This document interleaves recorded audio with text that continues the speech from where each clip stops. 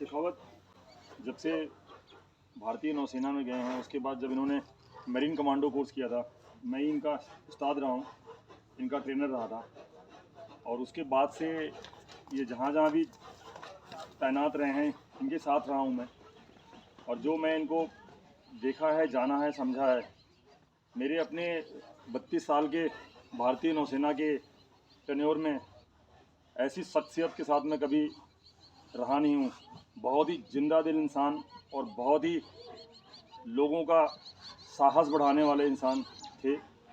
और ये जिस दिन ये हादसा हुआ था, उसके संचालन में ये थे साथ में। और आज आप सबको मैं बताना चाहूँगा, मैं उस घटना से केवल 4 मिनट की दूरी पे था और हमारे पास से ही बोट लेके निकले थे। मुश्किल से 7 से 8 मिनट हुए थे। उस बोट के सबने उसके बारे में सुना ही है। उसके कुछ परीक्षण चल रहे थे इंजन के, जिसके दौरान ये हादसा हुआ था। और चूँकि मैं उस बोट में पिछले 15 सालों से हूँ, 10 सालों से हूँ इनफैक्ट, जब से बोटें आई हैं। और ये जो बोटें थी, ये बहुत नई तरह की थी। ये अभी पिछले अप्रैल से ही, इसी साल के अप्रैल से हमारे सेना में ज्वाइन हुई थी। तो वो जिस तरह की बोट है और जिस तरह की उसकी बनावट है और जिस अंजाम पे वो पहुंची है, आज अगर शेखावत उस बोट में नहीं होते तो जिसके साथ उसका एक्सीडेंट हुआ था, उस बोट में लगभग 113 लोग सवार थे। और जो हमारी बोट की बनावट होती है वो इस तरह होती है कि ये लड़ाइयों में इस्तेमाल होती हैं। तो अगर इन्होंने अपने पूरी क्षमताओं का प्रदर्शन ना करते तो बोट शायद वो जो दूसरी बोट थी उससे बिल्कुल सीधे लाइन में टकरा जाती। अगर वो सीधे लाइन में टकराती तो वो 2 हिस्सों में बट जाती और जो पूरे 113 या 115 लोग जो थे, उसमें शायद कोई नहीं बचता। बट शेखावत जी ने हमारी सैन्य परंपराओं को सबसे ऊपर रखा और अपनी जान की परवाह किए बिना उस बोट में अंतिम क्षणों तक, जिसे आप लोगों ने वीडियो में भी देखा होगा, इनके एक पैर हवा में है और एक पैर स्टीयरिंग पे था। कंट्रोल के साथ ये लास्ट मोमेंट तक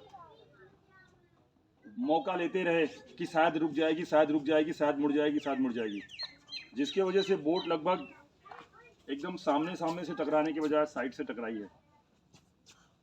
ये चाहते तो किसी भी समय बोट से बाहर हो सकते थे, लेकिन हमारी जो सिखलाई है और जिसके लिए हम हैं यहाँ पे, उसका उन्होंने पूरा उदाहरण दिया और लास्ट मोमेंट तक बोट पे रहे और उन्होंने बोट छोड़ा नहीं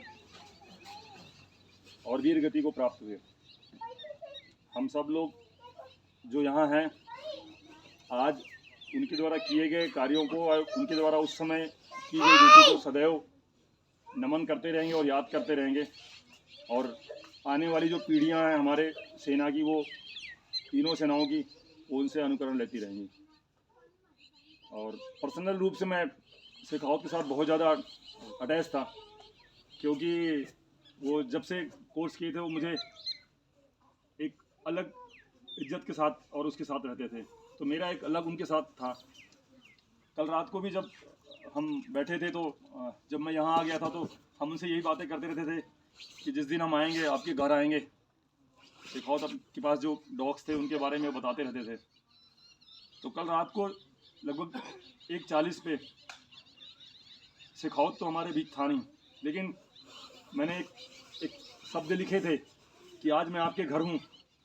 ये मेरा दुर्भाग्य है या जो भी है, आज आपसे हम मिल नहीं पाएंगे और आज मैं आपके होम टाउन में हूँ। तो बस आप सभी लोगों से है कि आप उनकी दिवंगत आत्मा के लिए प्रार्थना करें और वो जहाँ भी हो, भगवान उनको अपने शरण में ले। थैंक यू साहब।